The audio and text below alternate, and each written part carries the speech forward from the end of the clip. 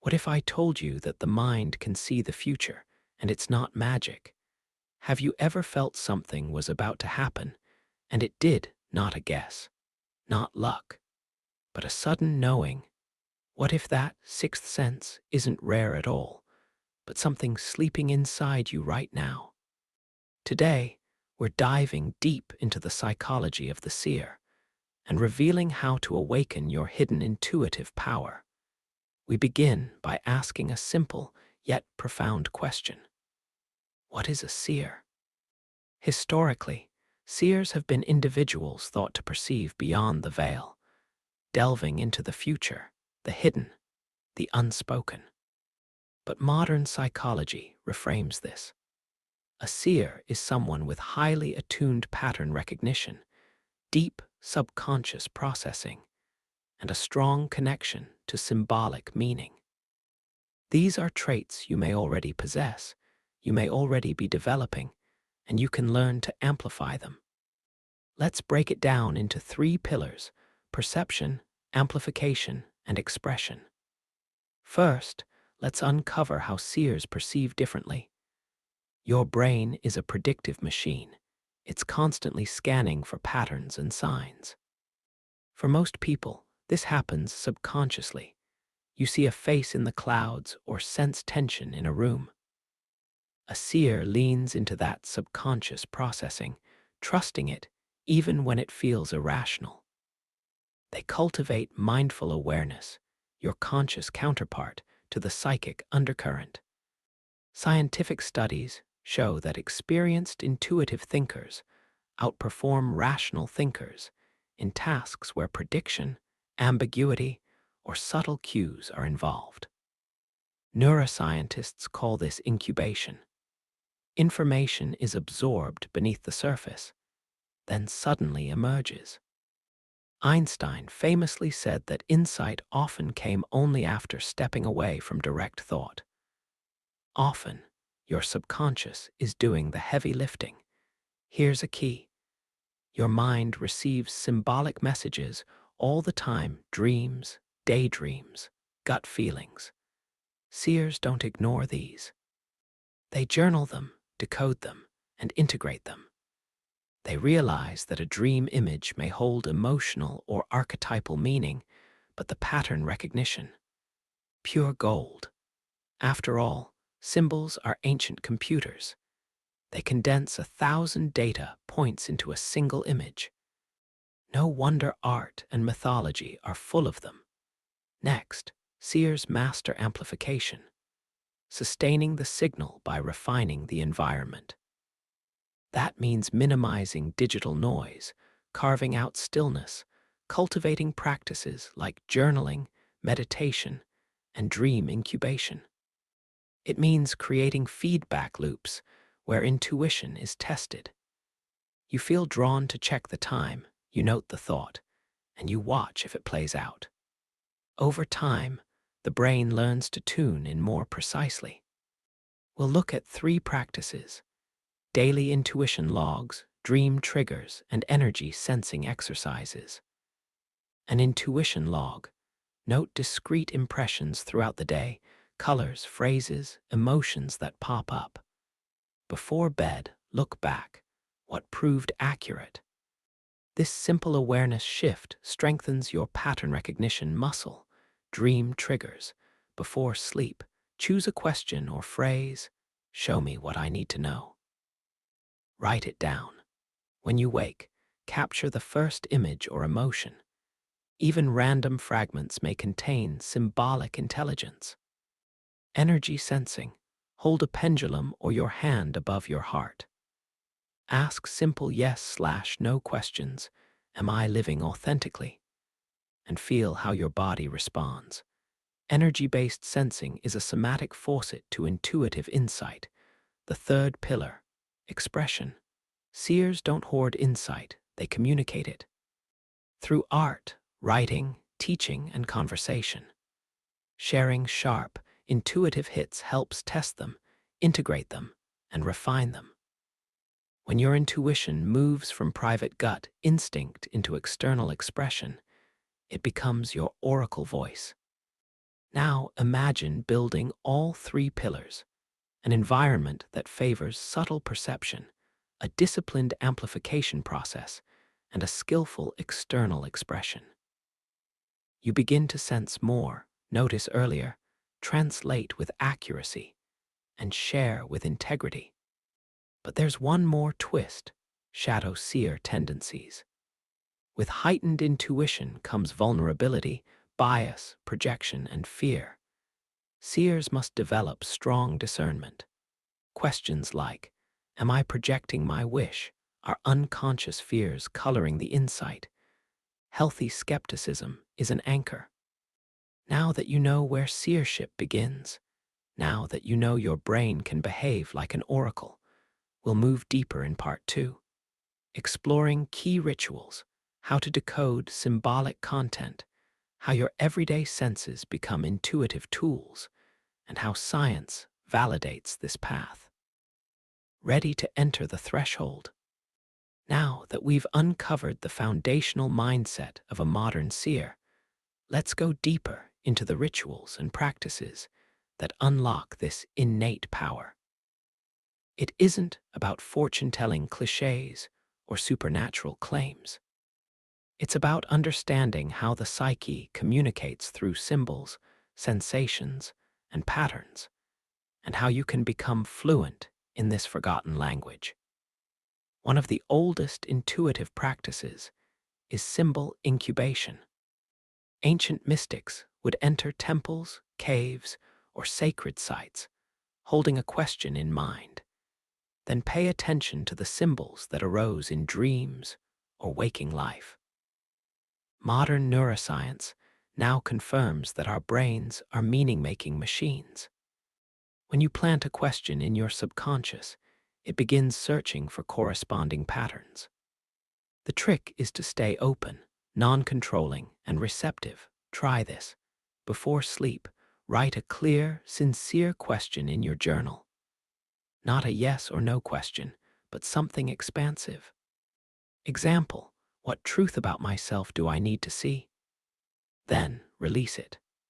The next morning, capture whatever fragments arise: an image, a word, a face. Don't dismiss it. Over days, you'll notice recurring symbols. That's your subconscious speaking. The seer understands that everything is symbolic. A crow at dawn, a phrase overheard in passing, a sudden chill, a particular number. These are not random, they're personal breadcrumbs. Carl Jung called this the language of the unconscious. Seers train themselves to track these symbols without obsession or paranoia, but with quiet, curious observation. Ritual stillness is another critical tool. Our hyper-digital, stimulus-heavy world weakens intuition by constantly flooding our senses. The ancient seers knew the value of intentional solitude. Not isolation, but intentional silence. Even 5 minutes a day spent in stillness, no music, no phone, no agenda, begins rewiring the brain for deeper sensory awareness. Over time, you'll notice the subtle textures of your environment, the energies of a room, and the intuitive nudges of your body. Let's talk about synchronicity. Jung believed synchronicity was the external proof of an inner alignment, a meaningful coincidence without a causal relationship, but with deep personal significance. Seers live attuned to these moments. They mark the moments when inner thought and outer event reflect one another as signals that you're moving along your true path. There's a psychological benefit here. When you recognize synchronicities, your brain's default mode network, responsible for reflection and sense-making, is activated. It's the same neural system used in meditation, daydreaming, and problem-solving. In short, seeking synchronicity makes your mind more reflective, integrative, and creatively adaptive. Another tool of the seer is mirror gazing. Known in ancient traditions as scrying, This practice involves gazing into a mirror or reflective surface in low light. At first, you'll see your familiar reflection, but as the minutes pass, subtle shifts appear. The face seems to morph, your mind relaxes, and subconscious images surface. Psychologists now believe this technique taps into dissociative states where latent symbols and archetypes emerge. This doesn't mean predicting lottery numbers. It's about seeing what parts of yourself you've hidden. A recurring pattern, a shadow emotion, a longing long buried. Mirror gazing helps the seer confront the unconscious without words. Another crucial aspect is intuition testing. The modern seer doesn't rely on blind faith. They test impressions. When you feel a nudge to text someone, make a note of it. When you sense tension before entering a room, check your accuracy later. Over weeks, your data will reveal patterns. Which signals proved true? Which were the anxiety? Through this, discernment sharpens. One more essential trait, embracing the unknown. Seers must resist the urge to control or instantly decode every impression. Some insights take months to reveal their meaning. The mystic's patience is an anchor in a world obsessed with instant answers. The seer trusts that what's meant for them will clarify in its own time. Finally, seers live by symbolic proximity. They intentionally surround themselves with symbols of awakening, sacred texts, natural elements, images of mythic figures, and talismans. These aren't superstitions, but reminders. Psychological anchors that signal the subconscious to remain open, curious, and tuned into deeper layers of meaning. In the next chapter, we'll explore how scientific studies now validate the experiences of ancient seers, how modern psychology, quantum theory, and consciousness research reveal that the mind is far more capable than we've been taught, and that the oracle isn't a myth. It lives within you, waiting for activation. Modern science is beginning to catch up with what ancient mystics intuitively understood. The seer archetype, once dismissed as superstition, now finds echoes in neuroscience, depth psychology, and consciousness studies. This isn't about magic. It's about understanding how your brain and mind interface with subtle data that most of us ignore. Let's start with the neuroscience of intuition. Studies from the HeartMath Institute reveal that the heart's electromagnetic field extends several feet beyond the body and can sense environmental changes before the conscious mind does. Experiments show physiological responses occurring seconds before unpredictable events, a measurable form of precognition. The seer cultivates awareness of these subtle, visceral cues. Meanwhile, cognitive scientists have explored the phenomenon of implicit pattern recognition. Your brain continuously tracks millions of data points unconsciously: body language, tone, environmental shifts. When a sudden insight arrives, it's often the result of this unseen processing. Seers are simply those who pay attention to these flashes rather than dismiss them. In quantum physics, concepts like non-locality and the observer effect challenge the linear, materialist view of reality. Some physicists now propose that consciousness plays a participatory role in shaping reality. If the world is, even in part, subjective and interconnected, then intuitive knowing, a felt sense of outcomes or unseen dynamics, becomes not paranormal, but probable.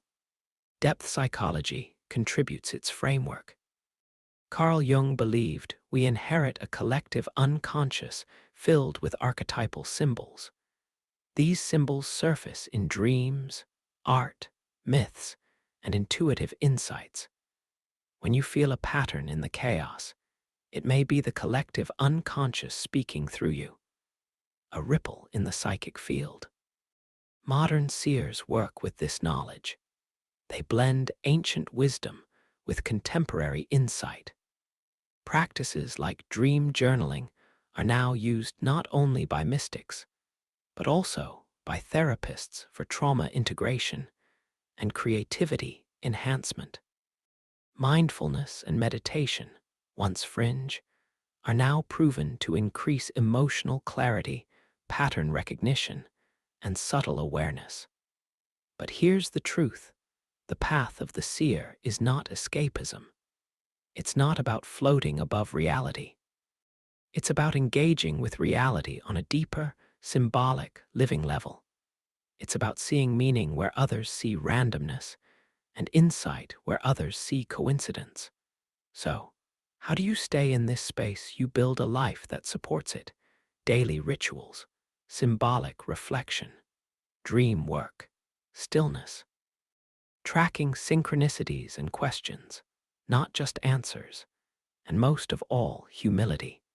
Because the greatest seers aren't those who see the most, they're those who question what they see. Now, here's the question only you can answer. Are you ready to stop dismissing your inner voice? Are you willing to stop living at the surface of your mind and start listening to the deeper signals rising from below? Because the seer's gift isn't prediction, it's presence. It's the wisdom to notice what others ignore, to act not out of fear, but clarity, and to live in conversation with something greater than yourself. The universe is whispering. The signs are already around you. Will you choose to listen? If this message spoke to something inside you, drop a comment below. Share your experience. Share your signs. And remember to like this video and subscribe to the channel. It helps this kind of content reach the people who are truly ready to receive it. The oracle lives within you. Now, it's time to awaken it.